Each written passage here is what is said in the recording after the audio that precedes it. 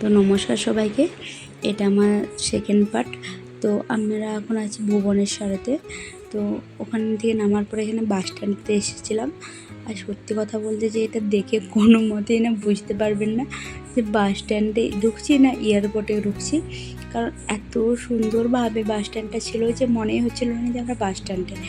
তো ওখান থেকে আমরা পুরী যাওয়ার জন্য বাস ধরে নিয়েছিলাম। এই হচ্ছে ভুবনেশ্বরের বাস স্ট্যান্ড।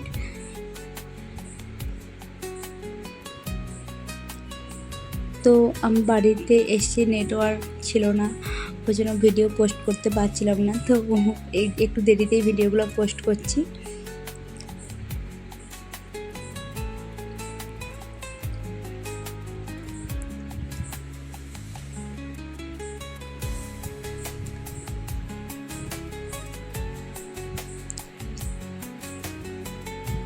তারপর আমরা খুব হাতে কম সময় নিয়ে গেছিলাম, তো ভিডিও করা হয়েছে আর পোস্ট করা হয়নি, তাই একটু দেরিতেই পোস্ট করছি। তো এখানে আমরা পুরীতে এসে নেমে গেছি। ওখান থেকে আমরা একটা অটো করে নিয়েছিলাম হোটেলে যাওয়ার জন্য।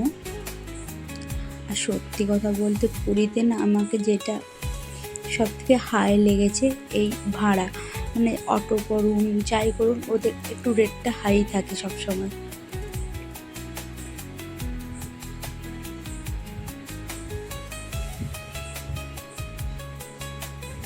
আর একটা জিনিস ভালো লেগেছে যে দেয়ালগুলোই খুব সুন্দর করে না পেন্টিং করা ছিল, এটা আমাকে এত ভালো লেগেছে ভাবার বাইরে।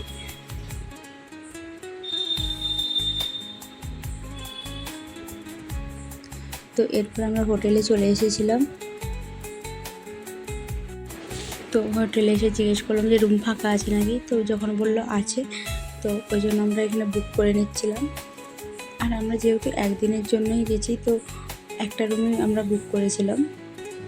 এরপর স্নান করে রেডি হয়ে গেছি। এবার আমরা দুজনে বেরিয়ে গেছি খাওয়ার উদ্দেশ্যে। তো যেতে যেতে দেখতে পাচ্ছি দূরে সমুদ্র, এত ভালো লেগেছিলো আমার। তো এখানে তো বেশিরভাগ দোকান বন্ধই করে দিয়েছিল, দেরি হয়ে গেছিলো বলে। আর এখানে আমরা চলে এসেছিলাম খাওয়ার জন্য। তো এখানে ও রুটি আর আমি ভাত আর পোস্ত আর মাছের তরকারি একটা অর্ডার দিয়েছিলাম। তো আপনারা ভিডিওটা দেখতে থাকুন, আমি খেতে থাকি।